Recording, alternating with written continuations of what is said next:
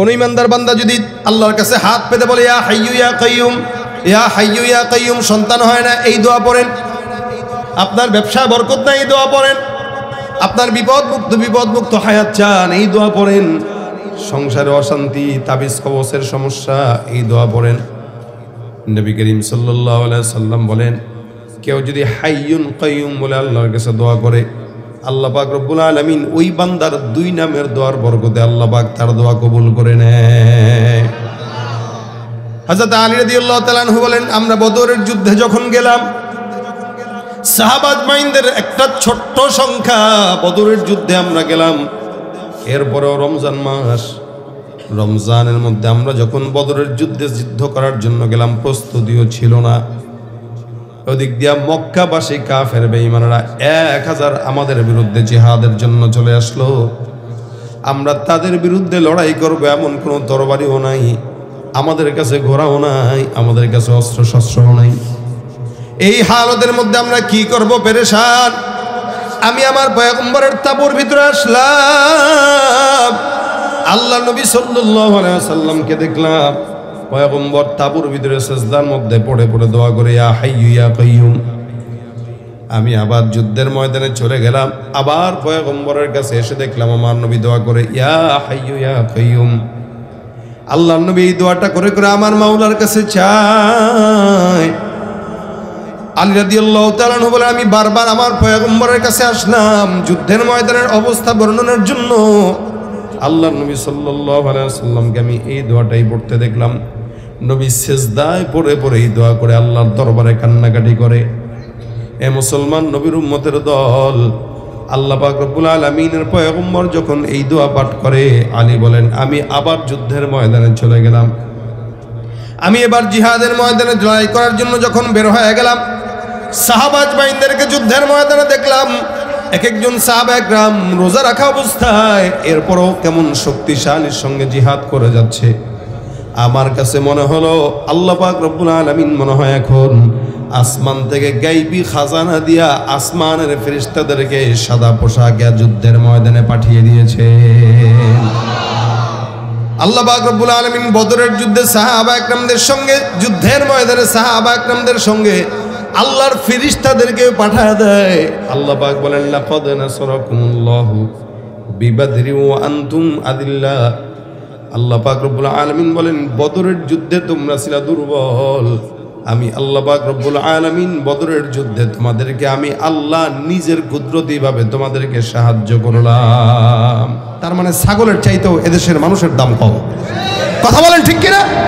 ছাগলের চাইতেও এদেশের মানুষের দাম কম, গরুর চাইতেও এদেশের মানুষের দাম কম। অথচ আসমান আর জমিনের মধ্যে সবচাইতে মাখলুকাতের মধ্যে দামি হইল আশরাফুল মাখলুকাত। দাম কম না বেশি? ওয়ালাকাদ কাররামনা বানি আদম। আল্লাহ পাক বনি আদমকে সম্মানিত করেছেন। এখনো যখন তার দাম কমায় দেয়, তখন তো তার দাম 100 টাকা না, বরং তার চাইতেও কম হবে। এটাই স্বাভাবিক। ও যখন নিজের দাম বুঝে না, তখন মানুষ তাকে সিরা নোট দিয়া কিনতে চায় না, না বরঞ্চ 1 কাপ চায়ের বিনিময়েও কিনতে চায়। কেউ দিল না সবাই নিল, আমরা যে কলুর বলদ, সারা বছর নেয় না খবর, নির্বাচনে খুব দরদ। কেউ দিল না সবাই নিল, আমরা যে কলুর বলদ, সারা বছর নেয় না খবর, নির্বাচনে খুব দরদ। নির্বাচনের আগে দেখো নেতায় ধরে কত ভাগ, নির্বাচনের আগে নেতা ধরে কত রকম স্বাদ। দেখতে দেখতে গোল্লায় গেল আমার সোনার বাংলাদেশ। একে একে শেষ করেছি সবার দেখা হইল শেষ, দেখতে দেখতে গোল্লায় গেল আমার সোনার। রাগ করছেন আপনারা? আমার সাথে গান। দেখতে দেখতে গোল্লায় গেল, দেখতে দেখতে গোল্লায় গেল, মুসলমানের দেশটা মোদের আছে খাতা কলমে, দোষের দোষী যে বাজারাই শাস্তি পায় যে আলেমে। মুসলমানের দেশটা মোদের আছে খাতা কলমে, দোষের দোষী যে বাজারে শাস্তি পায় শুধু আলেমে, ওরা ইসলাম বেচেই ক্ষমতাটা পাকাপোক্ত করে বেশ, ইসলাম বেচেই ক্ষমতাটা পাকাপোক্ত করে বেশ। দেখতে দেখতে গোল্লায় গেল, দেখতে দেখতে গোল্লায় গেল আমার, একে একে শেষ করেছি সবার দেখা হইল শেষ। দেখতে দেখতে গোল্লায় গেল আমার সোনার বাংলাদেশ, দেখতে দেখতে গোল্লায় গেল আমার সোনার বাংলাদেশ। রাগ করছেন? একটু বলেন না কারা কারা রাগ করছেন ভাই? কারো রাগ করার জন্য বলছি না, আপনার আমার সম্মান বোঝানোর জন্য বললাম। যেই জাতিকে আল্লাহ পাক, যে ইমানদারকে আল্লাহ পাক জান্নাতের বিনিময়ে খরিদ করে, ওই ইমানদার যদি চায়ের বিনিময়ে বিক্রি হয় ভাই, তাহলে এর মতো ছাগল আর কেউ নাই। যে ইমানদারকে আল্লাহ পাক জান্নাত দিয়া কিনে নেয়, ওই ইমানদার যদি 100 টাকার সিরা নোট দিয়া বিক্রি হয়, বুঝতে হবে ওর মতো পাগল আর কেউ হতে পারে না। এই জন্য একটা জিনিস দুইবার বিক্রি করা জায়েজ নেই। মানে আমি আপনার কাছে বিক্রি করলাম, ওইটা বেশি দামে পাই আরেকজনের কাছে দিয়ে দিলাম, এটা জায়েজ নাই। বেশি দামে পাইলেও দেওয়া জায়েজ নেই। সেখানে আল্লাহ পাক জান্নাত দিয়ে আপনারা খরিদ করলো, আপনি 1 টাকার বিনিময়ে খরিদ হন। আবার কত বড় নিমক হারাম আর বেঈমান আর নাফরমান আর বেহায়া, যে আল্লাহ তাকে কত দামি জিনিস দিয়ে কিনলো আর সে বিক্রি হইতেছে কি দামে। যদি এমন হইতো যে জান্নাতের চেয়ে ভালো অফার কিছু কেউ দিছে, তাহলে কথা ছিল যে তার কাছে বিক্রি হইতো। কিন্তু কত ছোট জিনিসের কাছে বিক্রি হয়। অথচ আল্লাহ পাক বান্দার সম্মানিত হওয়ার ঘোষণা দিলেন, কাররামনা বানি আদম, যে বনি আদমকে আমি সম্মানিত করলাম, ওই বনি আদম শুধুমাত্র আল্লাহ পাকের গোলামি করবে, আর কারো গোলামি করবে না। এটা আল্লাহ পাকের আদেশ। এই জন্য আল্লাহ পাক বলেন, বান্দা যেখানেই যাও একমাত্র আল্লাহ পাকের গোলামি চলবে। এই বান্দা যেখানেই যাও না কেন, থাকো না কেন, আল্লাহ পাক রব্বুল আলামিন যা আদেশ দিয়েছেন সেগুলাই মান্য করবা, এটাই তোমার ঈমান। এই জন্য আল্লাহ পাক রব্বুল আলামিন জায়গায় জায়গায় বান্দাদেরকে লা ইলাহা ইল্লাল্লাহর সবক দেয়া দিলেন, যেন আল্লাহ ছাড়া অন্য কারো গোলামি না করে। জমিনের ভিতরে আল্লাহ ছাড়া অন্য কোনো রব নাই, আসমানের ভিতরে আল্লাহ ছাড়া অন্য কোনো রব নাই। মাখলুকাতের মধ্যে ইবাদতের একমাত্র যোগ্যতা রাখেন কে? জোরে বলেন তো। আমার আল্লাহ পাক রব্বুল আলামিন এমন একজন মালিক, যে আল্লাহ পাক রব্বুল আলামিন আল্লাহ একজন, আল্লাহ ছাড়া অন্য কেউ নাই। এই কথার স্বীকারোক্তি আল্লাহ পাক রব্বুল আলামিন গোটা উম্মতকে জানায় দেয়। হে মুসলমান, আল্লাহ পাক রব্বুল আলামিন এই জন্য বান্দাকে জায়গায় জায়গায় বলেন, আল্লাহু লা ইলাহা ইল্লাহু আল হাইয়ুল কাইয়ুম। আল্লাহ পাক 2 জায়গায় এভাবে বলেছেন, হুয়াল্লাহুল্লাযী লা ইলাহা ইল্লাহু। আল্লাহ পাক রব্বুল আলামিন অন্য জায়গায় বলেছেন, আল্লাহু লা ইলাহা ইল্লাহু লাহু মা ফিস সামাওয়াতি ওয়া মা ফিল আরদ। অসংখ্য জায়গাতে আল্লাহ পাক রব্বুল আলামিন বলেছেন, এই আসমান জমিন গ্রহ নক্ষত্র যা কিছু দেখা যায়, এই সব কিছু একমাত্র কার জন্য? আল্লাহ তো একজনই আল্লাহ। ভগবান অনেকেই ডাকে, অনেকে সৃষ্টিকর্তাও ডাকে, অনেকে আবার ঈশ্বরও ডাকে। এ মুসলমান খুব বুঝবে, ভগবানের ভিতরে ভ বাদ দিয়ে দিলে আর যেটা থাকে ওটা দিয়া ভগবান বুঝায় না। ঈশ্বরের মধ্যে ই বাদ দিয়া স্বর যেটা থাকে ওটা দিয়াও কিন্তু ঈশ্বর বুঝায় না। কিন্তু আল্লাহ পাক রব্বুল আলামিনের নাম যেটা আল্লাহ, এই আল্লাহ এমন একটা রব, এমন একটা নাম, আলিফ ডাক দি, আলিফ সহ যদি কেউ আল্লাহ বলে তাও আল্লাহ থাকে। আবার আলিফ বাদ দিয়া কোনো বান্দাও যদি আল্লাহকে ডাক দেয়, তারপরেও আল্লাহ পাক রব্বুল আলামিনের নাম আল্লাহই থাকে। আলিফ বাদ দিয়া যদি কোনো বান্দা বলে লিল্লাহ, সেটাও হয় আল্লাহর জন্য। এবার লাম শুরুটা বাদ দিয়া কেউ যদি বলে লাহু, এখন কি বলে? লাহু মা ফিস সামাওয়াতি ওয়া মা ফিল আরদ। আল্লাহ পাক কোরআনে বলেন, তার জন্যই আসমান আর জমিনে যা কিছু আছে সব। এবার কেউ যদি বলে হুয়াল্লাহ, এই যে হুয়া, এই হুটাও আল্লাহ পাক যেখানেই এনেছেন সেখানেই আল্লাহকেই বুঝিয়েছেন। তার মানে আল্লাহ শব্দ এমন একটা শব্দ, যেই শব্দর সব জিনিস কাটলেও একমাত্র আল্লাহকেই বোঝায়। ভাইরা আমার, আল্লাহ পাক রব্বুল আলামিন এই জন্য সব জায়গায় বান্দাকে আল্লাহকে মানার জন্য আদেশ দিয়ে দিলেন। পৃথিবীর ভিতরে রব যদি আল্লাহ ছাড়া অন্য কেউ হইতো, আল্লাহ পাক রব্বুল আলামিন বলেন, লাউ কানা ফীহিমা আলিহাতুন ইল্লাল্লাহু লাফাসাদাতা। এই আসমান আর জমিনের মধ্যে আল্লাহ ছাড়া অন্য কোনো রব যদি থাকতো, তাহলে আসমান আর জমিন ধ্বংস হয়ে যেত। আসমানও ঠিকতো না, জমিনও ঠিকতো না। কারণ কিছু বান্দা এক আল্লাহকে ডাকতো, কিছু বান্দা আবার আরেক আল্লাহকে ডাকতো। এই জমিনের ভিতরে নিয়ামত দিতে যায় এক আল্লাহ বলতে এলাকার মানুষ আমারে মান্য করে, যার কারণে এলাকায় আমি দিব।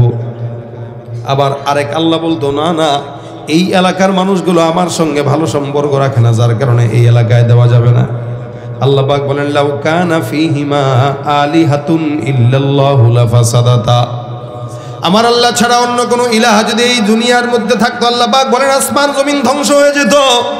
যার কারণে আল্লাহ ছাড়া অন্য কোনো ইলাহ নাই।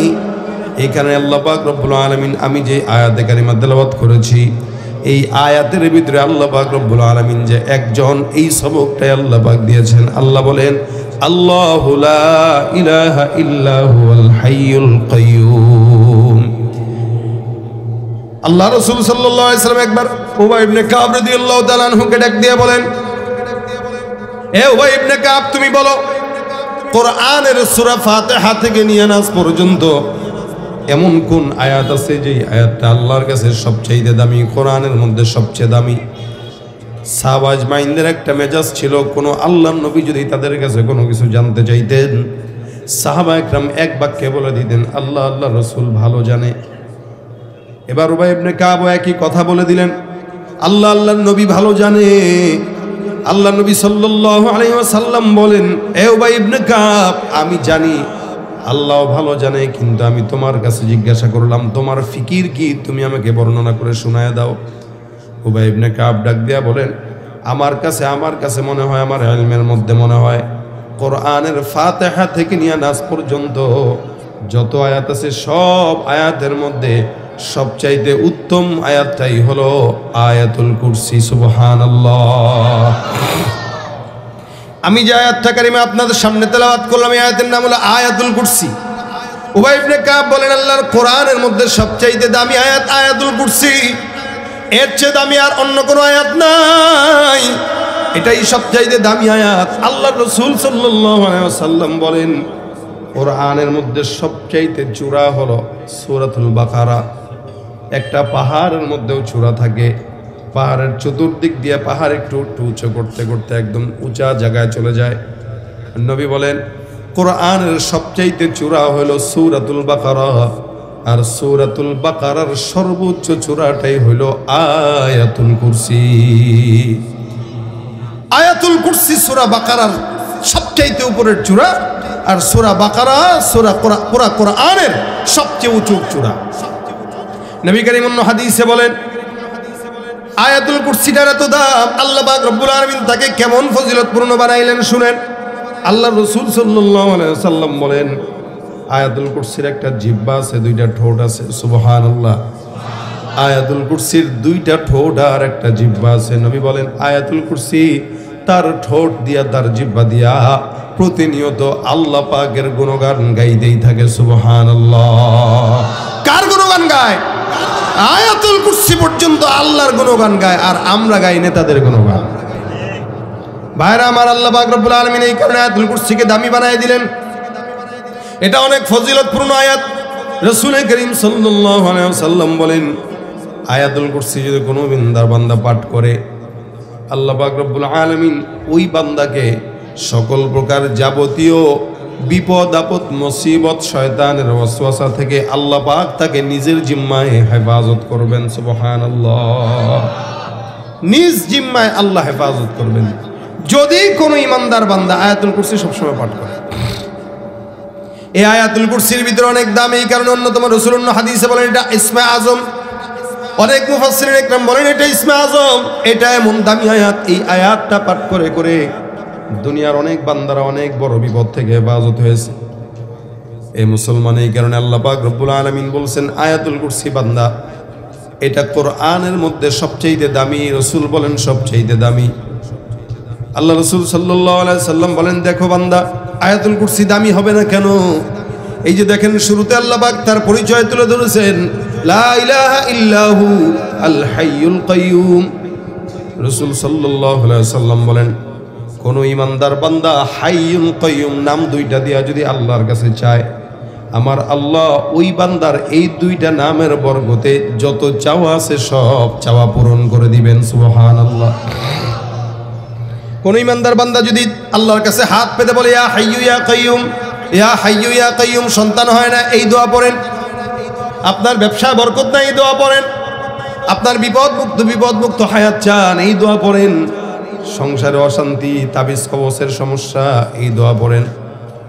নবী করিম সাল্লাল্লাহু আলাইহি সাল্লাম বলেন, কেউ যদি হাইয়ুন কাইয়ুম বলে আল্লাহর কাছে দোয়া করে, আল্লাহ পাক রব্বুল আলামিন ওই বান্দার দুই নামের দোয়ার বরকতে আল্লাহ পাক তার দোয়া কবুল করে নেয়।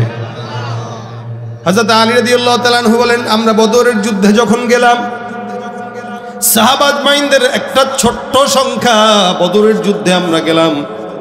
এরপরেও রমজান মাস, রমজানের মধ্যে আমরা যখন বদরের যুদ্ধ করার জন্য গেলাম, প্রস্তুতিও ছিল না। ওদিক দিয়া মক্কাবাসী কাফের বেঈমানরা 1000 আমাদের বিরুদ্ধে জিহাদের জন্য চলে আসলো। আমরা তাদের বিরুদ্ধে লড়াই করব এমন কোনো তরবারিও নাই, আমাদের কাছে ঘোড়াও নাই, আমাদের কাছে অস্ত্র শস্ত্রও নাই। এই হালতের মধ্যে আমরা কি করব পেরেশান। আমি আমার পয়গম্বরের তাঁবুর ভিতরে আসলাম। আল্লাহ নবী সাল্লাল্লাহু আলাইহি ওয়াসাল্লামকে দেখলাম পয়গম্বর তাঁবুর ভিতরে সিজদার মধ্যে পড়ে পড়ে দোয়া করে ইয়া হাইয়্যু ইয়া কাইয়্যুম। আমি আবার যুদ্ধের ময়দানে চলে গেলাম, আবার পয়গম্বরের কাছে এসে দেখলাম আমার নবী দোয়া করে ইয়া হাইয়্যু ইয়া কাইয়্যুম। আল্লাহ নবী এই দোয়াটা করে করে আমার মাওলার কাছে চায়। আলী রাদিয়াল্লাহু তাআলা আনহু বলেন, আমি বারবার আমার পয়গম্বরের কাছে আসলাম যুদ্ধের ময়দানের অবস্থা বর্ণনার জন্য। আল্লাহ নবী সাল্লাল্লাহু আলাইহি ওয়াসাল্লামকে আমি এই দোয়াটাই পড়তে দেখলাম। নবী সিজদায় পড়ে পড়ে এই দোয়া করে আল্লাহর দরবারে কান্নাকাটি করে। এ মুসলমান নবীর উম্মতের দল, আল্লাহ পাক রব্বুল আলামিনের পয়গম্বর যখন এই দোয়া পাঠ করে, আলী বলেন আমি আবার যুদ্ধের ময়দানে চলে গেলাম। আমি এবার জিহাদের ময়দানে লড়াই করার জন্য যখন বের হয়ে গেলাম, সাহাবা আজমাইনদেরকে যুদ্ধের ময়দানে দেখলাম। এক একজন সাহাবা একরাম রোজা রাখা অবস্থায় এরপরও কেমন শক্তিশালীর সঙ্গে জিহাদ করে যাচ্ছে। আমার কাছে মনে হলো আল্লাহ পাক রব্বুল আলামিন মনে হয় এখন আসমান থেকে গায়বী খাজানা দিয়া আসমানের ফেরেশতাদেরকে সাদা পোশাকে যুদ্ধের ময়দানে পাঠিয়ে দিয়েছে।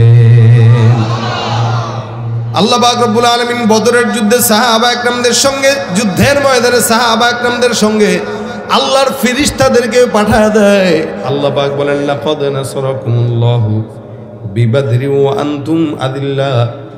আল্লাহ পাক রব্বুল আলামিন বলেন বদরের যুদ্ধে তোমরা ছিলা দুর্বল, আমি আল্লাহ পাক রব্বুল আলামিন বদরের যুদ্ধে তোমাদেরকে আমি আল্লাহ নিজের কুদরতি ভাবে তোমাদেরকে সাহায্য করলাম। আল্লাহ পাক নিজে তোমাদেরকে সাহায্য করেছে বদরের যুদ্ধে, কিন্তু তোমরা দুর্বল ছিলা।